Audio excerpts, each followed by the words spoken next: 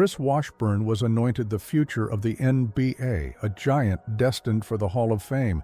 But instead of lifting trophies, he ended up banned for life and eating rotting food out of dumpsters behind the restaurants where he once lived like a king. How did a man earning $87,000 a month fall so low that he found himself crawling on his hands and knees to steal cash from his own sleeping mother's purse? We are peeling back the layers of a horrifying double life where a superstar athlete played games with his heart on the verge of exploding, stepped over a fresh corpse in a trap house without blinking, and traded a legacy of greatness for a cardboard box on the street. This is the raw, unfiltered truth about the cursed draft and the specific, chilling decisions that turned a millionaire into a homeless phantom. Watch until the very last second, because the things he survived are scientifically impossible. To understand the magnitude of the fall, we must first understand the height of the pedestal. In the early 1980s, the world of basketball was desperate for the next big thing. And in Hickory, North Carolina, it seemed that nature itself had conspired to create the perfect specimen. Chris Washburn was not just tall. Being tall is common. Chris was a phenomenon. At 6 feet and 11 inches, he moved with the grace of a dancer and the power of a freight train.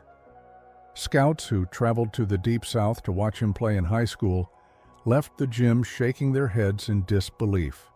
They whispered comparisons that would make a normal teenager buckle under the pressure.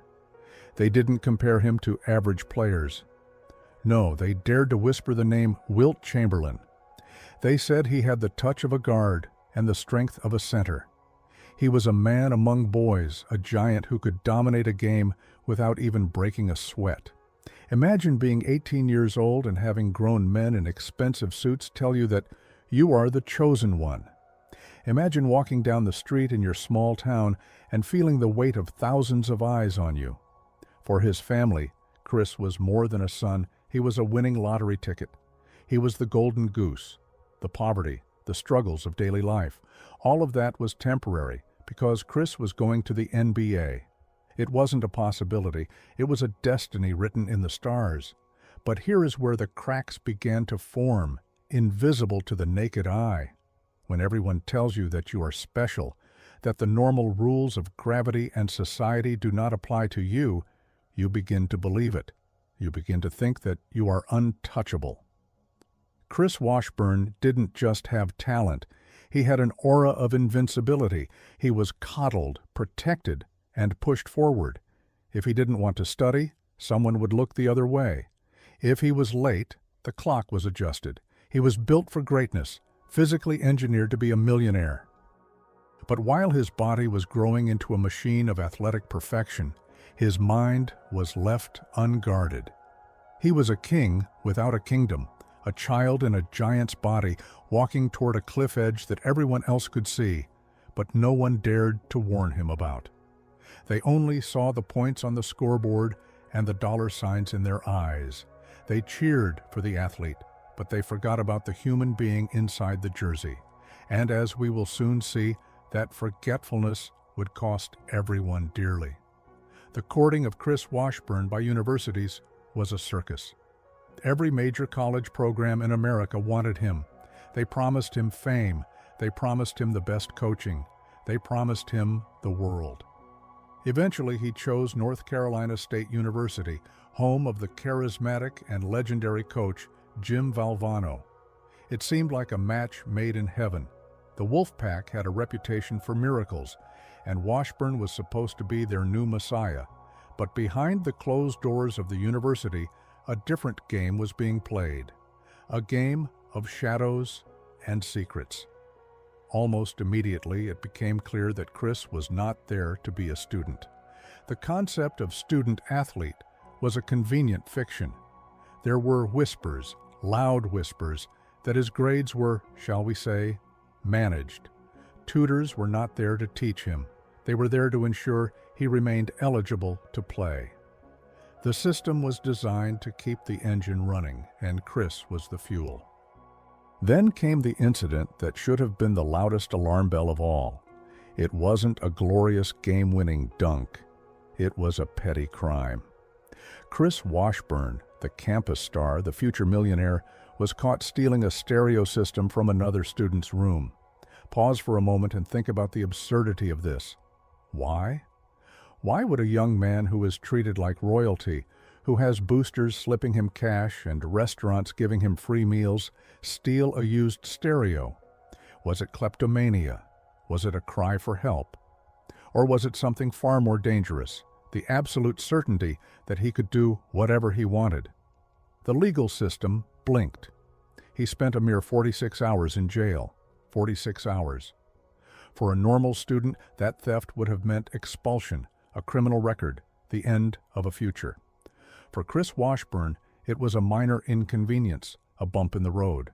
He was given a slap on the wrist and put on probation. The message sent to his brain was crystal clear. You are above the law. We need you too much to punish you. Coach Valvano stood by him. The university stood by him. They protected their asset. But in doing so, they fed the monster that was growing inside him. They taught him that actions do not have consequences if you can dunk a basketball. That 46-hour stint in a cell didn't humble him. It emboldened him. He returned to the court, dominated the games, and the fans cheered just as loud, ignoring the character flaw that was staring them in the face. It was the first act of a tragedy, where the protagonist is handed a loaded weapon and told it's a toy. We now move to a pivotal moment in sports history. The year is 1986. In the annals of the NBA, this year is spoken of in hushed tones. It is known as the cursed draft. If you look at the list of players selected that year, it reads like a memorial service rather than a hall of fame. It was a year where talent was abundant, but tragedy was omnipresent. The hype leading up to the draft was electric. At the very top was Brad Daugherty, a solid, safe choice. But right behind him were the wild cards, the players with talent so explosive it was frightening. The Boston Celtics selected Len Bias at number 2. Len Bias was supposed to be the rival to Michael Jordan. He was a physical marvel. And then there was Chris Washburn at number 3, selected by the Golden State Warriors. But just 2 days, 48 hours after the draft, the curse struck its first horrific blow. Len Bias, the young man who had just shaken the commissioner's hand, collapsed in a dormitory room. His heart stopped. He was gone. The cause? A reaction to a substance. The shock wave ripped through America. It was a tragedy of biblical proportions. A young god struck down before he could even wear his uniform. You would think, you would hope, that this would be a wake-up call for Chris Washburn. You would think that seeing his peer, the man standing right next to him on the podium of potential, die so suddenly would shake him to his core. It should have been the moment Chris looked in the mirror and swore to walk the straight and narrow path. The entire world was screaming, "Look what happens, be careful!" But Chris Washburn did not hear the scream, or if he did, he chose to ignore it. He was young, he was immortal, and he had just signed a contract that guaranteed him financial security for life. While the sports world mourned Len Bias, Chris Washburn was packing his bags for California. He wasn't thinking about death, he was thinking about the gold rush. He was heading to the Golden State Warriors, a team that was desperate for a savior. They handed him the keys to the kingdom. They didn't know they were handing them to a man who was already walking blindfolded into a minefield. The shadow of Len Bias hung over the entire league, but Chris Washburn decided to step right through it, convinced that the darkness could never touch him. Let's talk about money. Not the kind of money you and I worry about, paying the mortgage or the electric bill. Let's talk about monopoly money that becomes real. When Chris Washburn arrived in California, the ink was barely dry on his contract, but the cash began to flow like a broken dam. He wasn't just rich. He was wealthy beyond his comprehension. $87,000. That was not his yearly salary. That was what he took home every single month. In 1986, You could buy a house for that amount. Chris received it every 30 days. And what does a 21-year-old boy with no guidance and an impulsive streak do with that kind of power? He sets it on fire. He didn't just spend money, he attacked it. He bought cars he didn't drive. We are talking about Rolls-Royces, Mercedes-Benzes, vehicles that sat in his driveway like trophies of a war he hadn't even won yet. He bought full-length fur coats in a climate where the sun shines 300 days a year. Why? Because he could. Because he wanted to look like the kings he saw on television. He draped himself in heavy gold chains, walking billboards of his new status. Later, in candid interviews, he would admit the insanity of his finances. He said, and I paraphrase, "I would go to the bank on Friday and withdraw $15,000 in cash, just for the weekend. And by Monday morning, I would be standing in line at the bank again, tapping my foot, waiting for it to open because my pockets were empty." $15,000 in 2 days. Gone. Vanished into thin air. Where did it go? It went to the friends. Oh, he had many friends suddenly. The entourage grew like weeds around him, people he barely knew, cousins of cousins, hangers-on who laughed at his jokes and poured his drinks. They were there for the ride, and Chris was the driver who never asked for gas money. He was living in an illusion. He thought this river of gold would flow forever. He thought he was buying loyalty, but he was only renting company. The Golden State Warriors management looked at their new star and saw the fancy clothes and the flashy cars, and they worried. But they didn't know the half of it. They saw the surface, the glimmering exterior of a young superstar living the dream. They didn't see the rot that was eating away at the foundation. They didn't see that every dollar spent was a brick removed from the wall that held his life together. Chris Washburn was the king of life, or so he thought. But his throne was made of paper, and a match had already been lit. For the fans sitting in the stands at the Oakland Coliseum, Chris Washburn was a frustrating enigma. They saw flashes of brilliance, moments where he looked like the future of the franchise, followed by periods of lethargy. But what they didn't see, what no one wanted to see, was the terrifying logistical operation Chris was running every single day. He was living two completely separate lives, divided by the setting sun. By day, he was a professional athlete. He was surrounded by trainers, nutritionists, and coaches who monitored his every stretch and sprint. He wore the team colors, signed autographs, and smiled for the cameras. He played the role of the rookie sensation to perfection. But the moment the final whistle blew or the practice facility lights dimmed, the transformation occurred. Like a werewolf cursing the moon, Chris would shed his skin.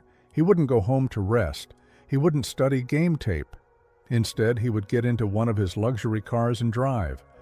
But he wasn't driving to the upscale neighborhoods of the Bay Area. He was heading into the deep, dark heart of the city's most dangerous projects.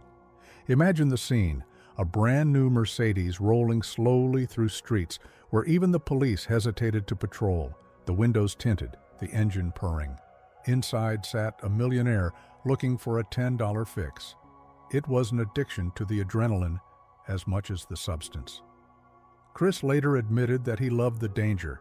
He loved the fact that he was the big man in places where life was cheap. He was walking a tightrope over a canyon of fire. He knew that one wrong turn, one bad deal, one undercover cop, and it would all be over. But that fear was the only thing that made him feel alive. While his teammates were sleeping in their mansions, Chris was in a dilapidated apartment surrounded by strangers who didn't care about his jump shot, only his cash. He became a master of deception. He learned to use eye drops to clear the redness. He learned to use cologne to mask the chemical smells. He learned to lie with a straight face to men who had been in the league for a decade. But secrets in the NBA are like cracks in a windshield. Eventually, they spread until you can't see the road anymore. Now, we must delve into something that borders on a medical miracle, or perhaps a medical horror story. The human body is resilient, yes, but it has limits. The heart is a pump, and like any machine, If you run it too fast for too long, it explodes. What Chris Washburn was doing to his body during the 1986 and 87 season defies the laws of physiology. There were nights when Chris would partake in his activities until the sun came up. He would go straight from a crack house to the arena. No sleep, no food, just a body full of stimulants and a brain on fire. He would put on his uniform, lace up his size 18 sneakers, and run out onto an NBA court to play against the best athletes on earth. Doctors who reviewed his case years later were left speechless. They looked at the data and shook their heads. They said, "Chris, your heart rate must have been going 200 beats per minute before the game even started." Imagine that. His heart was already sprinting a marathon while he was standing still during the national anthem. Then, he had to actually play basketball, sprinting, jumping, wrestling with 300-pound centers. By all medical logic, he should have collapsed. He should have suffered a massive cardiac event right there on the hardwood on live television. It would have been Len Bias all over again, but this time in front of 20,000 witnesses. But somehow, his heart kept beating. He described moments on the court where the world would spin, where his chest felt like it was being crushed by a vice. He would lean over, hands on his knees, gasping for air, and his coaches thought he was just out of shape. They yelled at him to run harder. They didn't know they were yelling at a man who was chemically pushing his cardiovascular system to the point of rupture. He was playing Russian roulette with every possession. Every time he dunked the ball, he was defying the Reaper. It sends a chill down your spine to realize how close we came to watching a man die on the court, simply because he couldn't stop the party. You can hide a lot of things in life, but you cannot hide from the stat sheet in the NBA. The numbers are cold, hard, and unforgiving. As the season progressed, the next Wilt Chamberlain was looking more like a bust. His scoring average plummeted. His rebounds disappeared. On defense, he looked lost, often standing flat-footed while opponents breezed past him. The Golden State Warriors organization began to panic. They had invested millions in this young man. They needed him to be the cornerstone of the franchise. Initially, they tried to protect him. When he missed practices, they made excuses to the press. Chris has the flu, or Chris has a family emergency. But inside the locker room, the tension was thick enough to cut with a knife. Veterans looked at him with disdain. They knew the smell of a man who hadn't slept. They knew the look of glazed eyes. Then came the moment they could no longer ignore. Chris needed to disappear for a while to get clean, but the team couldn't just say, "Our star rookie is in rehab." That would destroy his trade value and humiliate the franchise. So they crafted a cover story, a kidney infection. It was perfect. It explained the hospital stay, it explained the weight loss, it explained the weakness. The press bought it, the fans bought it. They sent get-well-soon cards to a man who was actually detoxing in a facility, shaking and sweating out the demons of his addiction. But even this stay in rehab was just a pause button, not a stop button. Chris wasn't ready to quit. He viewed rehab as a penalty box, a place you sit for a few minutes before you get back in the game. He didn't cure the disease, he just learned how to hide the symptoms better. He returned to the team, but the trust was broken. The Warriors realized they were holding a ticking time bomb, and they needed to pass it to someone else before it exploded. In the world of professional sports, when a team gives up on a top 3 draft pick after just 1 year, it is a massive red flag. It is practically a siren screaming danger. But talent is a seductive mistress. The Atlanta Hawks looked at Chris Washburn and saw the potential, not the poison. They thought, "We have a strong culture. We have veterans. We can fix him." So the trade was made. Chris Washburn was shipped across the country to Atlanta.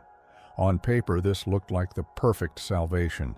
Atlanta was a good team, led by the human highlight reel, Dominique Wilkins. Wilkins was a superstar, a disciplined professional. The hope was that his work ethic would rub off on Chris. The narrative was set. The troubled prodigy gets a fresh start in a new city. Chris arrived in Atlanta talking a big game. He promised the media that the kidney infection was behind him, that he was ready to work, that he was misunderstood. For a few weeks, it seemed possible.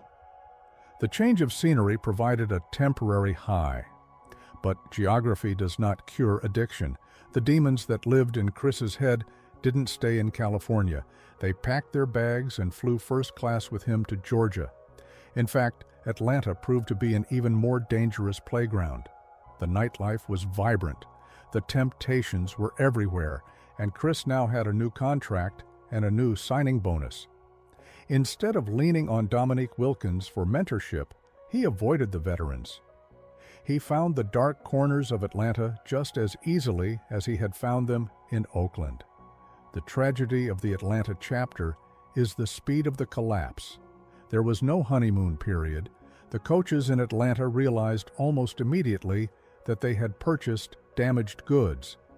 The steal of the century was turning out to be a lemon. Chris wasn't showing up to shoot-arounds. He was lethargic in games.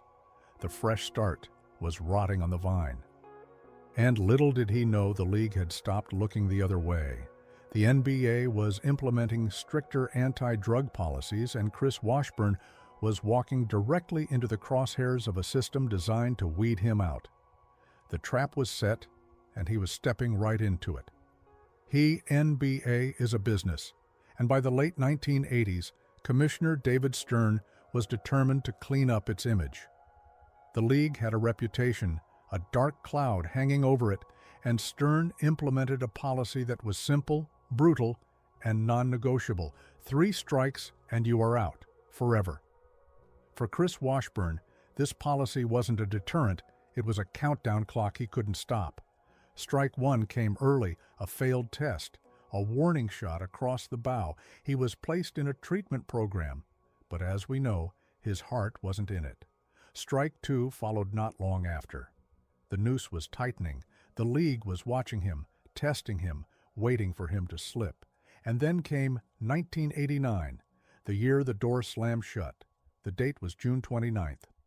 Chris Washburn was called into an office, not to sign a contract, but to hear his sentence. The 3rd test had come back positive. The verdict was delivered with the cold precision of a judge sentencing a criminal. Lifetime ban. Let those words sink in. Lifetime. At 23 years old, Chris Washburn was retired. Most men his age are just graduating college, just starting their first real jobs. Chris was finished. The thing he had done since he was a child, the only thing he knew how to do, was taken away. You might expect tears. You might expect a fight, a lawsuit, a desperate plea for mercy. But the reaction of Chris Washburn was chillingly calm. In later interviews, he admitted that a part of him felt relief. The pressure was gone. The expectation to be the next Wilt Chamberlain was gone. He didn't have to hide anymore. He didn't have to fake drug tests or lie to coaches. He could finally devote himself fully to his true mistress, the addiction. It was a twisted form of freedom. He walked out of the NBA offices a free man, but he was walking straight into a prison of his own making. The NBA had washed its hands of him, and now he was alone with his demons. There is a myth that rich people go broke slowly. That is not true. When the income stops, but the lifestyle continues, the crash is sudden and violent. Chris Washburn had millions, yes, but he also had expenses that would make a small country go bankrupt. The moment the NBA checks stopped coming, the clock started ticking on his finances. But Chris didn't adjust. He didn't sell the house and move to a small apartment. He didn't trade the Rolls-Royce for a Honda. He kept spending as if the well was bottomless. He was in denial, convinced that something would turn up, that he could play in Europe, that the money would just appear. But the creditors didn't care about his potential. The banks didn't care about his draft status. First, the cars were repossessed. Imagine the neighbors watching as tow trucks hauled away the symbols of his success one by one.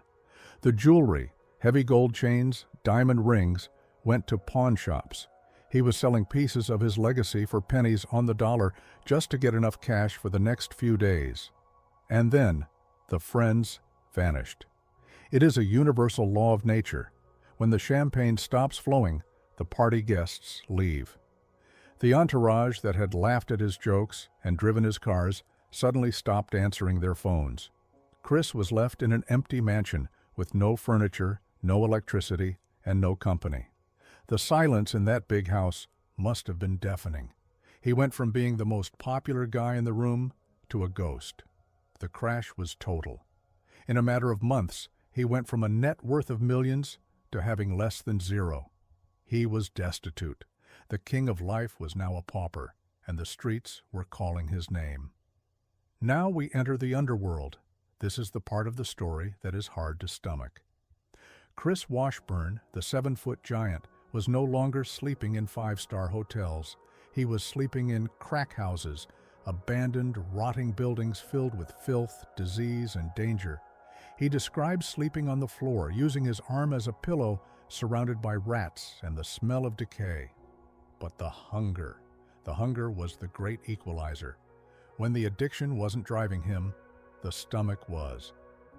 There is a specific image that haunts this story. Chris Washburn, hungry and desperate, lurking behind the very restaurants where he used to dine as a VIP. He would wait for the staff to come out the back door and throw away the garbage. As soon as they went back inside, he would dive in. He was digging through coffee grounds and cigarette ash to find half-eaten chicken wings or cold fries. One night, a waiter came out and saw him. The waiter paused, looking at this massive, dirty figure. He didn't recognize the NBA star. He just saw a bum. He threw a bag of trash at him and said, "Get a job." Can you imagine the humiliation? The man who once had thousands of people chanting his name was now being pelted with garbage. But Chris didn't fight back. He didn't scream, "Do you know who I am?" Because he didn't know who he was anymore. He was just a body trying to survive until the next sunrise. He had become part of the invisible population, a shadow in the city he used to own. If living in a dumpster is physical rock bottom, this next chapter is moral rock bottom. Addiction steals your money, then your health, and finally, your soul. It strips away your ability to love or be loyal. Chris eventually ran out of options on the street. He did the only thing he could think of. He went home. He went back to his parents. But he didn't go back to apologize. He didn't go back to get clean. He went back because he knew there was money there. His parents, God bless them, tried to help. They let him in. They fed him. They saw their beautiful son reduced to a skeleton, and their hearts broke. But Chris wasn't seeing parents. He was seeing targets. He waited until they were asleep or distracted. He crawled, literally crawled on his hands and knees across the floor so the floorboards wouldn't creak, into their bedroom. He reached into his mother's purse. He reached into his father's wallet. He stole the hard-earned money of the people who had sacrificed everything for him. The shame of that act is indescribable. To steal from a stranger is a crime. To steal from the man who taught you how to walk, who drove you to practice every day, who cheered for you when no one else did, that is a special kind of evil. When his father caught him, or when the money went missing and they realized who did it, the look in their eyes was worse than anger. It was disappointment. It was the realization that the son they knew was dead, and this stranger in his body was a parasite. That bridge didn't just burn, it disintegrated. Chris Washburn had successfully destroyed the last safe harbor he had in the world. He was now truly, completely alone. If you think sleeping in a dumpster is the darkest it gets, you are wrong. The true darkness isn't physical, it is spiritual. It is the moment when human life loses its value, when the soul becomes so calloused that it can no longer feel horror. Chris Washburn reached this point in a dilapidated apartment complex in Houston, a place where the police only entered in tactical squads. He was there for one reason only, to feed the beast. He was sitting on a stained couch, waiting for his transaction. Beside him sat another man, a regular in this underworld. The air was thick with smoke and tension. Suddenly, an argument broke out. It wasn't about millions of dollars. It wasn't about a woman. It was about a debt of $20. Voices were raised, a weapon was drawn, and then a deafening bang. The man sitting next to Chris slumped over. He was gone. His life ended right there, over a $20 bill.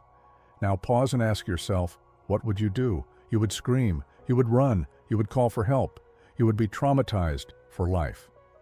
Chris Washburn did none of those things. In his own retelling of this nightmare, he admits the chilling truth. He didn't check for a pulse. He didn't panic. He simply looked at the body, stepped over it, completed his transaction, and walked out into the night.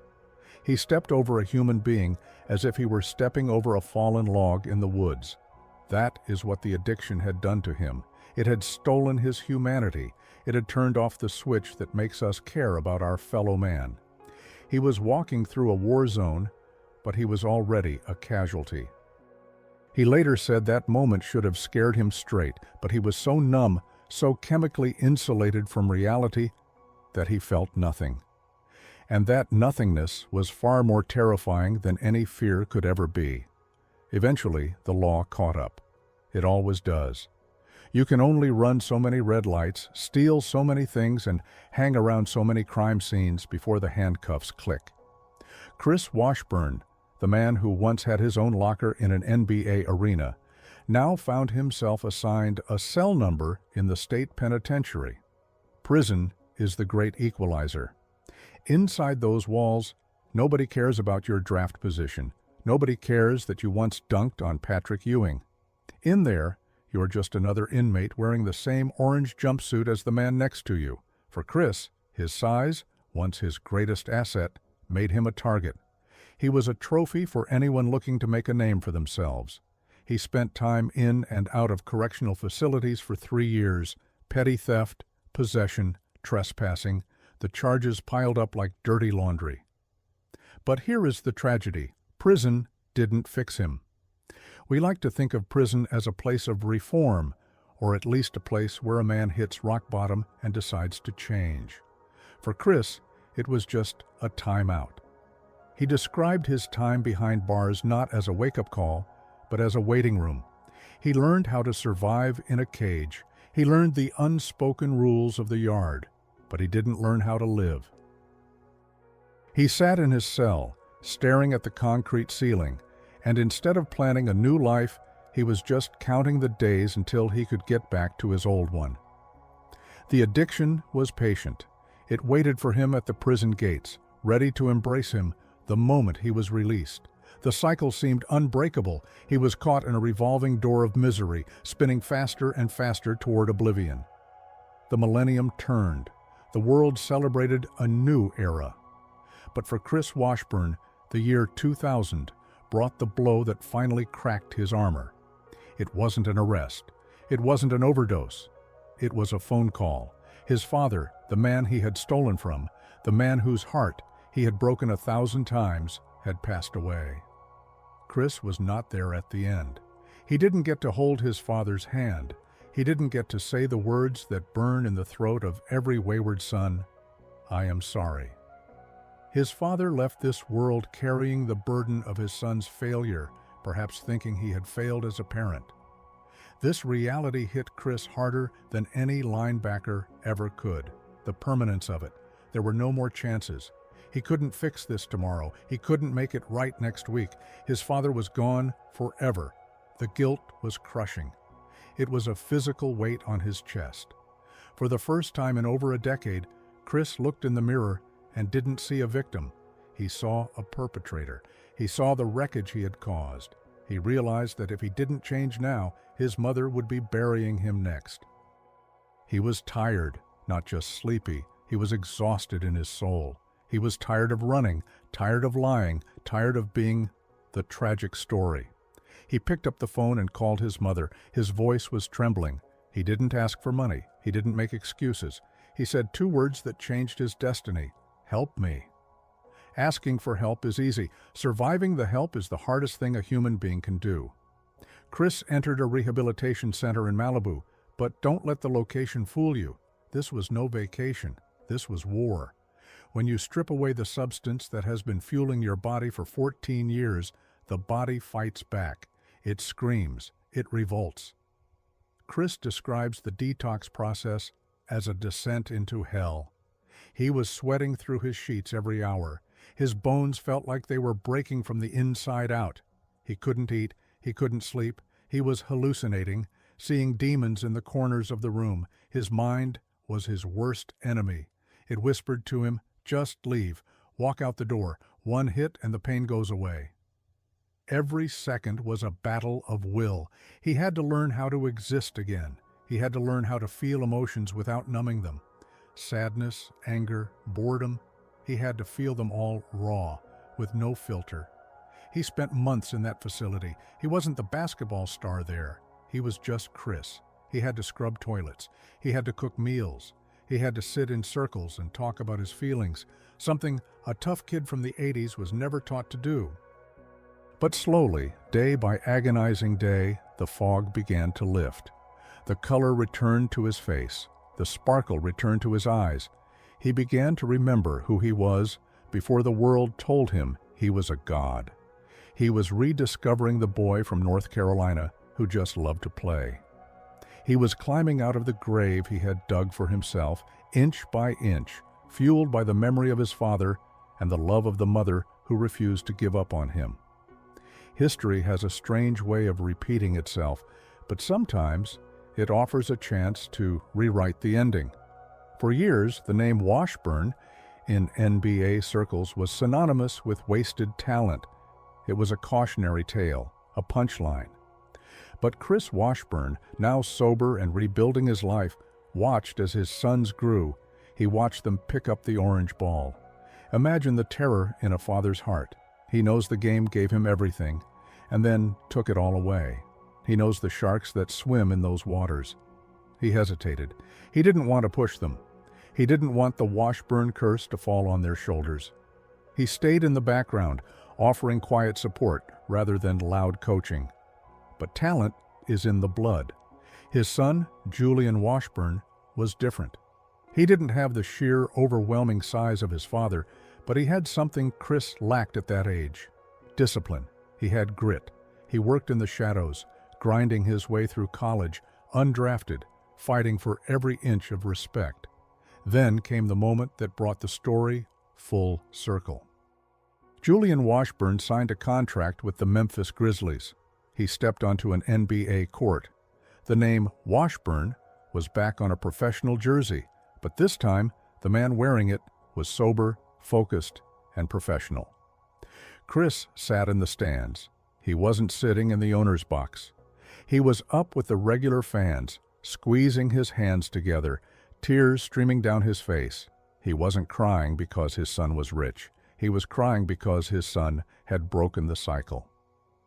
Julian was living the dream the right way. In that moment, Chris realized that his greatest contribution to basketball wasn't his own career. It was the wisdom he passed down to ensure his son didn't make the same mistakes. The redemption wasn't in the points scored, it was in the character shown. What does a fallen giant do when the cheering stops? For Chris Washburn, peace wasn't found in a boardroom or a broadcast booth. It was found in a kitchen. In a surprising twist, the man who once dined on lobster and caviar opened a fried chicken business. It sounds simple, almost mundane. But for Chris, it was profound. He would stand over the fryer, the heat rising, the smell of spices in the air, and he felt a sense of pride he never felt when he was cashing six-figure checks. This was honest work. It was a service. People came for the food, and they stayed for the smile of the giant man behind the counter. He developed a new philosophy on wealth. He told anyone who would listen, "I am happier now with $100 in my pocket that I earned with my own hands than I was with $1 million that I didn't respect." The customers who walked in often didn't know they were being served by a former number 3 draft pick. They just saw a man who was kind, humble, and present. Chris had learned the hardest lesson of all. Happiness is not something you buy. It is something you build. The grease stains on his apron were badges of honor, proof that he was a productive member of society, no longer a drain on it. He had found dignity in the ordinary. Sometimes, late at night, Chris Washburn thinks about the ghosts of 1986. He thinks about the cursed class. He thinks about Len Bias, the young man whose heart stopped before it ever really started beating. He thinks about Roy Tarpley, another incredible talent whose life was derailed by the same demons. Why is Chris the one still standing? It is a question that haunts him. It is a form of survivor's guilt. Why was he allowed to hit rock bottom and bounce back while others were buried? He has come to believe that he was spared for a reason. He is the living witness.